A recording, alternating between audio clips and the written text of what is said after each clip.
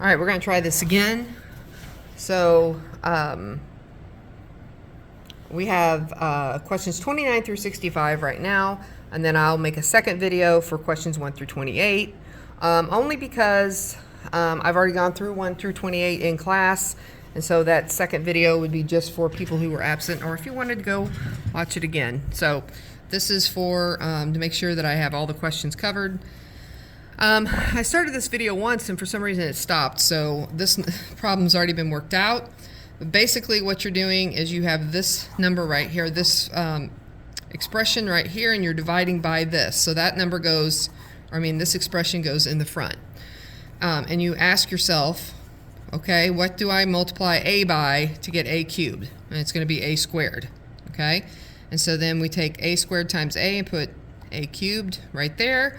We subtract and get 0, and then a squared times negative 3 would be negative 3a squared, and when you subtract that from a negative 6 minus a negative 3, it becomes negative 6 plus 3, so you have a negative 3 left over, negative 3a squared, and then you multiply a times negative 3a to get negative 3a squared. Negative 3 times negative 3 is a positive 9a. All right, so as you can see, the rest of this, I'll just leave this sitting here and you can kind of look through it, and I'll do the next one and go from there. All right, so on this one, again, we're going to divide this big expression by the smaller one, and we just put the x minus 2 out in front. And so you're going to ask yourself, x times what gives me 2x cubed? And in this case, it would be 2x squared. So 2x squared times x is 2x cubed, and 2x squared times negative 2 is a negative 4x squared. And then when you subtract, these are eliminated. Negative 7 minus a minus 4 becomes negative 7 plus 4. And that leaves you with a negative 3x cubed. You bring down the 7x, and you start over. So x times what will give you negative 3x squared? Negative 3x. So negative 3x times x, negative 3x squared, negative 3x times negative 2, positive 6x, and we subtract. So negative 3 minus a minus negative 3, or negative 3 minus a negative 3 eliminates that. 7 minus 6 is just x, and then you bring down the 2, x minus 2, and that's what you have over here, so we're going to multiply that by 1, gives us x minus 2, and no remainders. How nice. And that's your answer. So on synthetic division, basically you rewrite this problem, but you just use the coefficients that are in front. Okay, so in this case it would be 1, 2, negative 34, and 9. And we are dividing by x plus 7. So over here we're going to put a minus 7. It's the opposite of this number right here. And we bring down the first number is 1, and you take negative 7 times 1, and you put it right there. It's 7, and then you add these together. So 2 plus 7 is 9, and then negative 7, did I mess up somewhere? Negative 7, I did. Negative 7 times 1 is negative 7. When you add those, you get negative 5. And negative 7 times negative 5 would be a positive 35. And then you add these together, which give you 1. Negative 7 times 1 is a negative 7. And when you add those together, you have 2. So that's your remainder, is 2. This number right here is going to be the coefficient of your first part of the term. So if you started with x cubed, this guy will be x squared. So there's 1x squared, which is just written x squared. And then minus 5x plus 1. And then a remainder of 2 would be plus 2 over what you were dividing by, x plus 7. That's your answer. Okay, on this one, we have 1 for x cubed, and then we have 0 for x squared, and 0 x's, and then 8. So x cubed, x squared, x to the first, and then 8. And we are dividing that by x plus 2, so you put a minus 2 in here. You bring down the 1, Negative 2 times 1 is negative 2. And when you add those, you get negative 2. Negative 2 times negative 2 is 4. And when you add those, you get 4. Negative 2 plus 4, or excuse me, negative 2 times 4 is a negative 8. And when you add those, you get 0. So there's no remainder on this one. This guy is going to be 1 less than what this was. So this is x cubed. This will be x squared. So 1x squared minus 2x plus 4 is your answer. All right, on these, it's just kind of a review on exponents and the rules. When you're multiplying and the bases are the same, you add, but when you divide, you subtract. Okay, so this would be b, and then 8 minus 2 is 6. Okay. And then this one, when you have an exponent to an exponent, you multiply. So it's going to be a to the 4 times 5, or a to the 20th. And here, the bases are the same, so you add the exponents. So that's going to be n to the 7th. And then here, 9 plus a negative 8 would just be t to the 1st, or just t. Okay, solving this equation. This should be an equal sign here and not a plus sign. So that should be equal 0. So we're going to factor this guy. But the first thing we do is each one of them has an a. So we're going to pull an a out in front. And that leaves us, why did I do that? That leaves us a cubed minus 9. Dang, Tammy. Try again. A squared minus 9a plus 14, because we took that a out, and it equals 0. So now we're going to factor this guy. And we're going to have a, and then the factors of 14 that add up to negative 9 would be a negative 7 and a negative 2.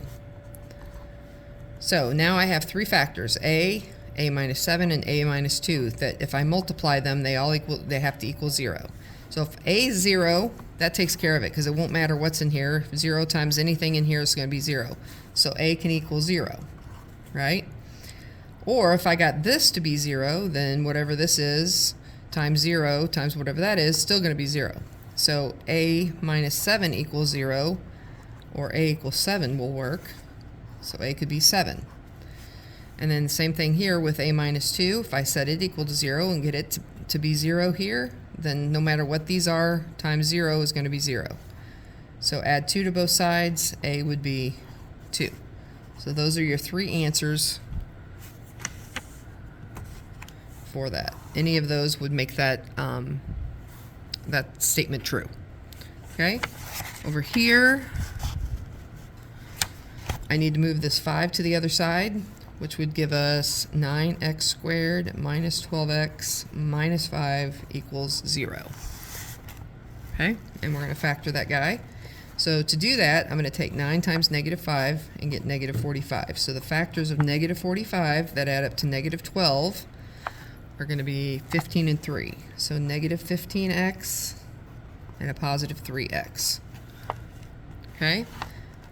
Minus 5 equals 0, and 9x squared. So I just rewrote this equation right here, but instead of negative 12x, I did negative 15x plus 3x.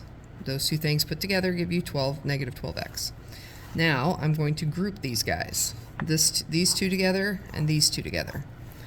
And I look to see if there's anything I can pull out of here. Okay? I can take a 3x. They both have 3x in them as a multiple or as a factor, so I pull 3x out. When I do, that leaves 3x here and a negative 5 here. This is already 3x minus 5, so I'm going to put plus 1 times that equals 0. So now I take the 3x and the 1 and I put them in to parentheses, and they both multiply times 3x minus 5. So these are my two factors. Multiplied together, they have to equal 0. So if I can get this factor to be 0, no matter what this is, the whole thing will be 0. Or if this is 0, no matter what this is, it'll all be 0. So 3x plus 1 equals 0, and 3x minus 5 equals 0. So I subtract 1, divide by 3, x is going to be negative 1/3, and I add 5 and divide by 3, and x would be 5/3.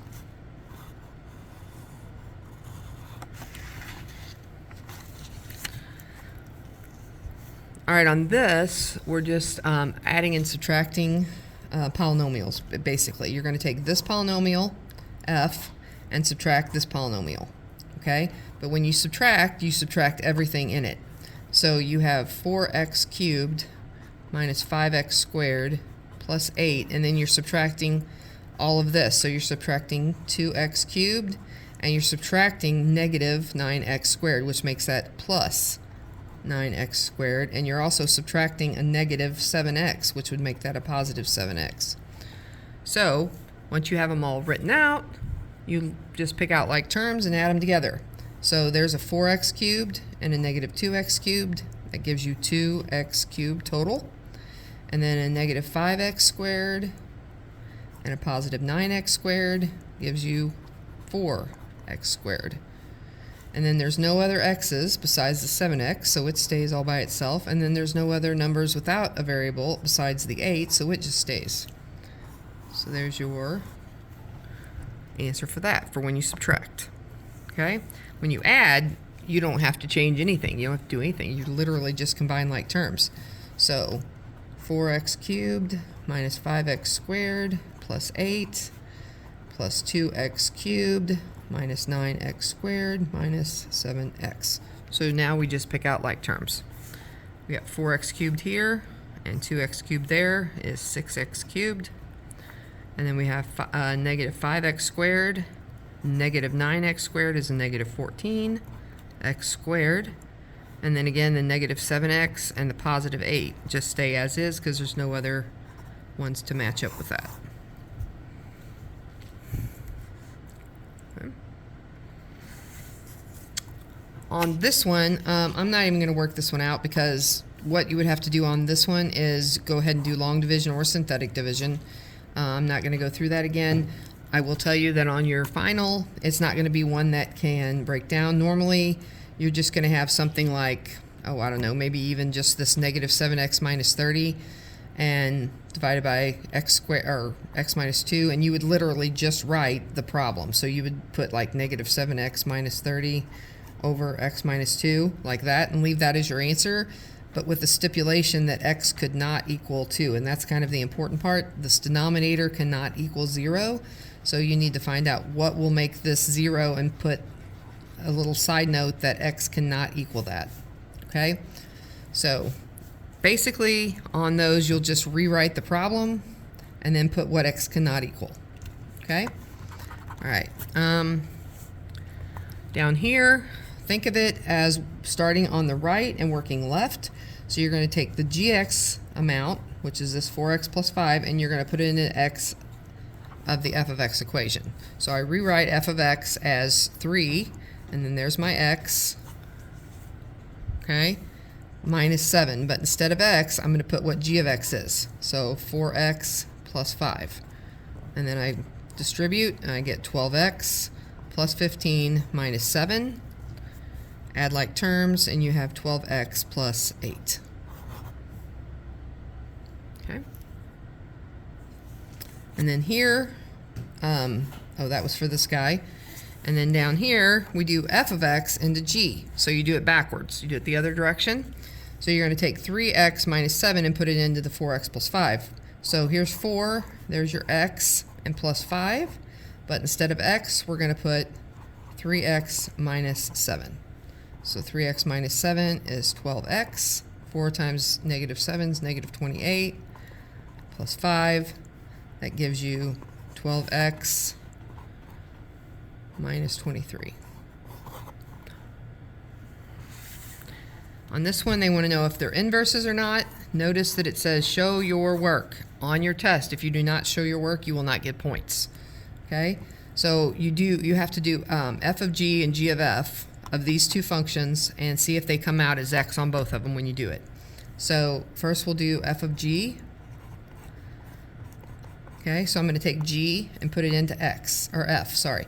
So that is 3, and there's x plus 12. But I'm going to take 1/3 x minus 4 and put it in for x, the x that was in the f. So when I distribute this 3, 1/3 of 3 is 1. That leaves me 1x. And then 3 times -4 is a -12, plus 12.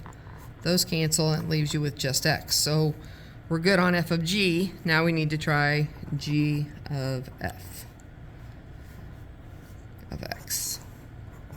Okay, so I rewrite g. So 1/3, and then there's my x minus 4. But instead of x, I'm going to put what f is, which is 3x plus 12. I distribute this. 1/3 of 3 is x. Where am I going to write that? Over here. Okay, so 1/3 of 3x is x, and then 1/3 of 12 is a positive 4, and then we have our minus 4. So those cancel, and again, we're left with just x, x, and x. So yes, these are in fact inverses.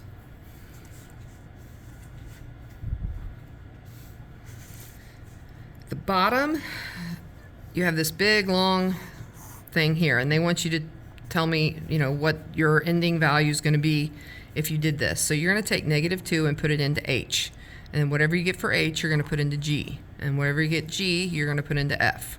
Okay, so if I put -2 into h right here, it'd be -2 squared minus 1. -2 squared is 4 minus 1 equals 3. So I'm going to take 3 and put it into g. So I come over here to the g equation, and I put 3 where x is. So it's going to be 3 plus 4, that's 7. Okay, so now I take this 7 and I put it into f. So I look at the f equation, which is 3x, but instead of x, I'm going to put 7 there. So 7 times 3 is 21.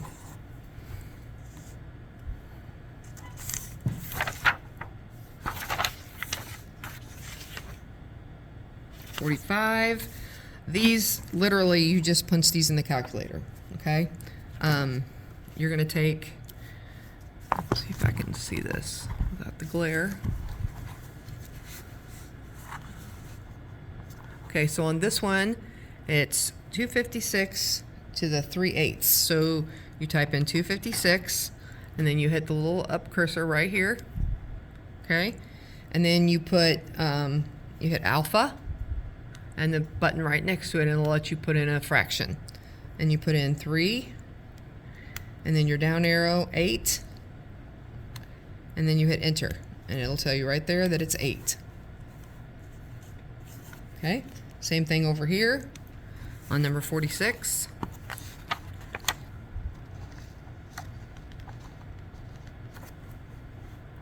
You do 100,000, and the up arrow, the alpha key, and the one next to it lets you do a fraction. This one is a -2/5. So you hit this negative key down here, this negative key right here. Do not use the subtraction key, use the negative key. Okay, so negative, and then it's 2/5, so 2, down cursor to 5, and then enter, and it's 0.01.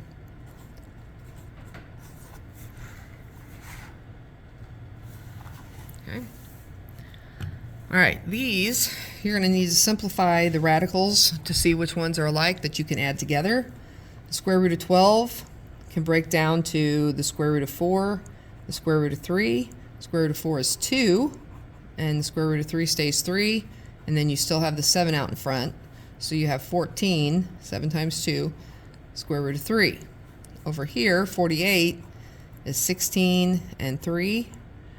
The square root of 16 is 4, and you leave the square root of 3, and then we multiply it times the 2. So 2 times 4 is 8 square root of 3.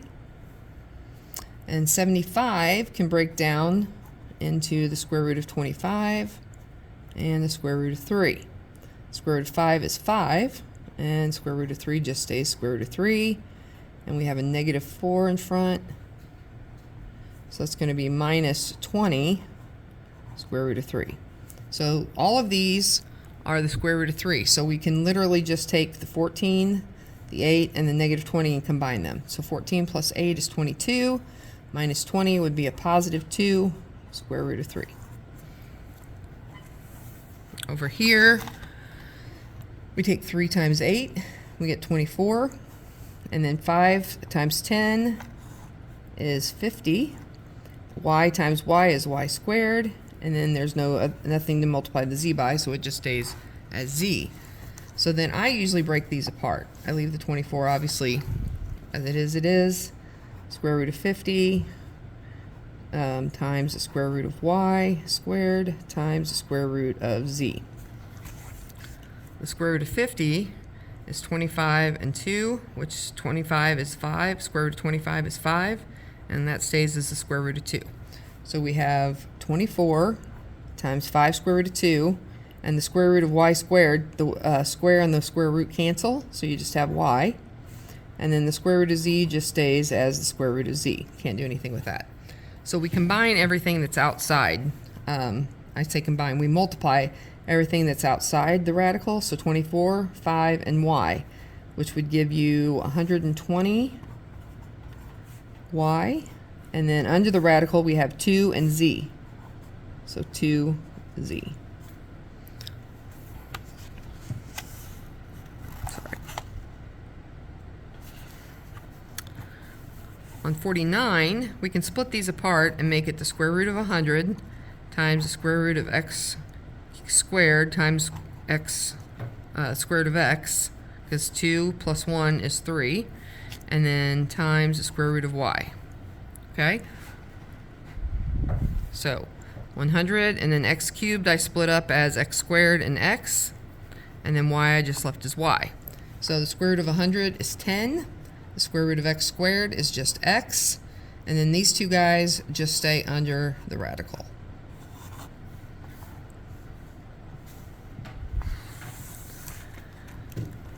Over here we have square root of 5 times 10 would be the square root of 50, and that can break down to the square root of 25 times the square root of 2. The square root of 25 is 5, and then square root of 2 stays as is. Over here, I would rewrite that as 1/2, because 9 divided by 18 is 1/2. And then you could change it back if you want, the square root of 1 over the square root of 2, like that. But then we have to get rid of the square root of 2 on the bottom, which the square root of 1 is just 1, so you don't even have to put the square root there. But we have to multiply by the square root of 2 over the square root of 2 to get rid of this radical. 1 times the square root of 2 is the square root of 2. Square root of 2 times square root of 2 is square root of 4. And square root of 4 is 2.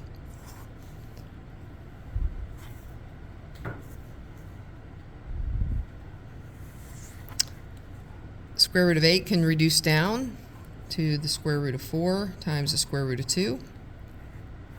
The square root of 4 is 2, and the square root of 2 stays as square root of 2. And we're subtracting that from 7 square root of 2. So they're both square root of 2's, so we just subtract the coefficients. So 7 minus 2 is 5 square root of 2.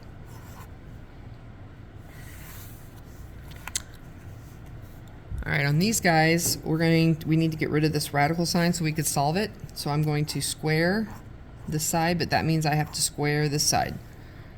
When I square this side, it becomes 3x plus 7, because the square and the radical cancel.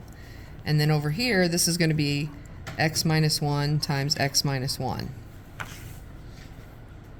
So when you FOIL that, right, you end up with x squared minus 2x plus 1. So that's what's going to go on this side. X squared minus 2x plus 1. When I see this x squared, that tells me that I'm going to have to factor to find my answers. So I'm going to subtract 3x and subtract 7 and move them over to this side. So those are gone, and has 0 over here, x squared minus 5x minus 6.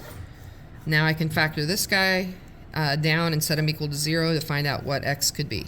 So we have x, and the factors of 6 that add up to negative 5 would be a negative 6 and a positive 1. Those equal 0. And so x can be 6 and x can be -1.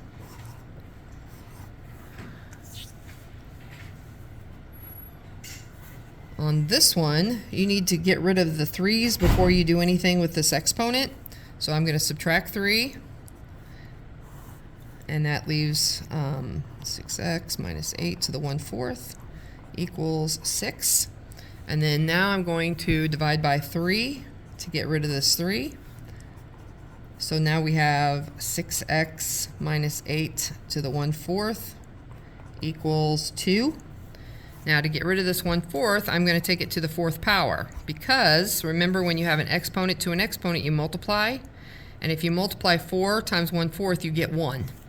So now I have 6x minus 8 to the 1st power, which you don't even have to write that, you just 6x minus 8 is fine. But then if I took this side to the 4th, I have to take this guy to the 4th. So 2 to the 4th is 16, right? And so now I can just solve for x here. I add 8, and that leaves me 6x equals 24, and then I divide by 6, and x equals 4.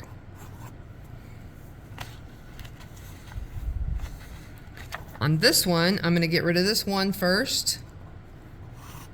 That leaves 2 times the square root of 3x plus 4 equals 14, and then I divide by 2 to get rid of that 2. And so we have the square root of 3x plus 4 equals 7. To get rid of the square root, I'm going to multiply, or square it, sorry. And then I have to square this guy. So the square and the square root cancel, and we have just 3x plus 4 on the left, and we have 7 squared, which is 49 on the right. I subtract 4, and that leaves 3x equals 45, and when I divide by 3, x is 15. Okay. Same thing on this one. We're going to square both sides, right, to get rid of that 1/2. So that leaves us 9x minus 11. And then when we square x plus 1, we get x squared plus 2x plus 1. Again, that x squared is going to tell me I'm going to have to factor, so I'm going to subtract 9x and add 11 to both sides. And then have this as 0 on this side, x squared minus 7x plus 12 over here, which is going to break down and factor into x, and the factors of 12 that add up to -7 would be -4 and -3. So when you set each one of those equal to 0, you get x is 4 and x is 3. On this one, we need to get the bases the same so that we can work with just the exponents. This one, I'm going to leave alone because I know I can write 81 as 9 squared. So I'm going to leave this as 9, 8x minus 4 exponent, and then this would be 9 squared instead of 81 to the 3x plus 6. And then I can distribute this square to each one of those and get rid of the bases. So I'll have just 8x minus 4 equals 2 times 3x is 6x, and 2 times 6 is 12. And then just solve for x. Subtract 6, add 4, right? So subtract 6, add 4. That leaves 2x over here. Those are dead, and equals 16. So divide both sides by 2, and x equals 8.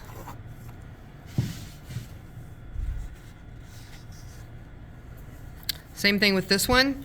This guy right now has a +1 exponent, that 5 does. So if I bring it up to the top and make it a whole number, and with our, not a fraction, it would be 5 to the -1, and then x to the -5.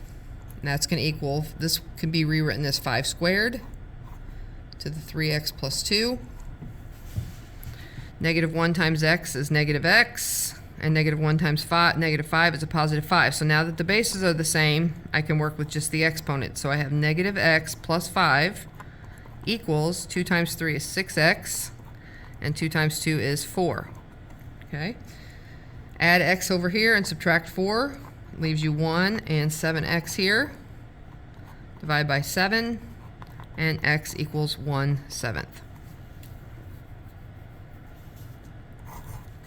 On the growth and decay, you look at the number that is associated with the x exponent, and if the number that the x exponent, the exponential exponent, if you will, this guy right here, the number that's directly in front of it, if it's a fraction, it's decay.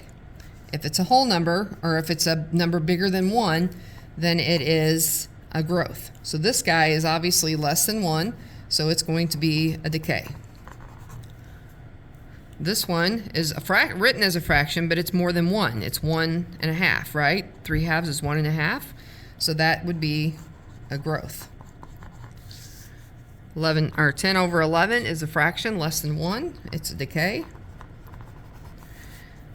This one is obviously larger than 1, even though it's written as a decimal, but it's still bigger than 1, 1.01. So more than 1 is a growth. And this guy, even though it's negative, you look at this number right here, and this number itself is bigger than 1, so this is a growth. Okay. On these, what you're going to do is take this equation right here, and you're going to plug it into the calculator. All right, so let's do that first. Clear. So we go to y equals, make sure that it's cleared out, and then you type in your 5/2, right? So alpha, and you go 5/2, and you cursor over, and you hit your up arrow key, and you put your x. Or you can do alpha x if you want, whichever. And then you just hit graph. So as you can see, it rides right along that 0 and then curves up at y equals 1.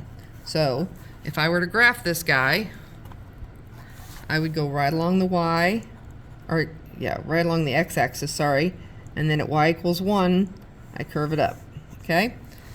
So it's going to look something like that, all right? The big thing I'm worried about is that it approaches 0 but never goes past it, and that it crosses at 0, 1 right there. All right? So my domain is all real numbers, right? Because all x's are involved. It's going up, but it's still going over. Okay? The range is going to be from y is greater than 0, because it never quite gets to 0. The y-intercept is right here at +1. So that'd be y equals 1. Or you could write it as 0, 1. Either way would be fine. And then your asymptote is the line that this graph approaches but never touches, and in this case it would be y equals 0. Right? Approaches there. And then it is a growth.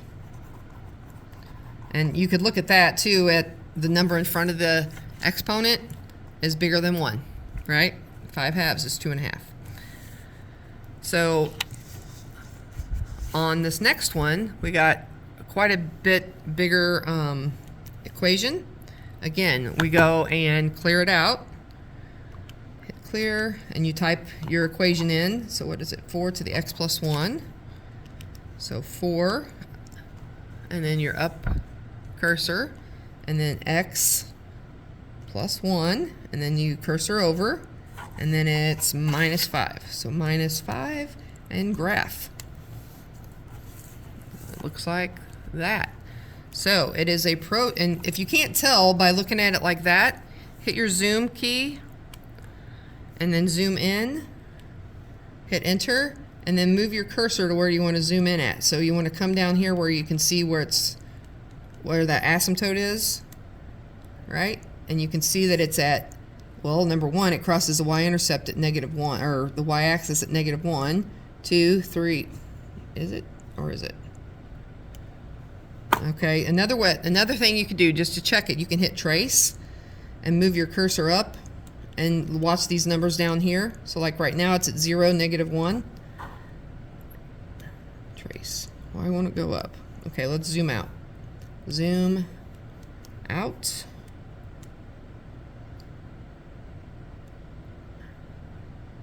And yeah, it's crossing there at -1.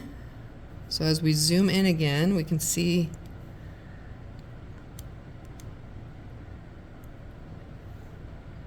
okay, so it crosses -1, 2, 3, 4, 5. Yes, it approaches -5. So the asymptote's -5. So come down here, y equals -5, right? And that means that the range then is, and it's above it, right? This graph is definitely above it, so it approaches -5 here and crosses at -1. That's kind of a rough drawing, but you get the idea, okay? So it should look something like that, maybe a little better. But the domain's going to be all real numbers. The range is going to be y is greater than -5 because it doesn't go below -5. The y-intercept is at 0, -1. And it is also a growth. This number's 4, right? So it is a growth. All right. So there's a lot on this test that you can use your calculator for, and draw graphs and look and answer questions based on what the graph looks like. So hopefully you're good with working with these calculators and putting graphs on there. If you get stuck on the test and your graph's not working, bring it up to me. I don't mind helping with the graphs and getting those situated so you can see what you need to see, and that kind of thing, because I'm not testing you on the calculator, I'm testing you on your math ability. So if you know what you're looking for, you just can't find it because of the calculator, bring that to me and I'll help you figure it out. All right, so I'll make a video for the other half and post it also, but I wanted to get this one on for my 8th hour. All right, see you guys.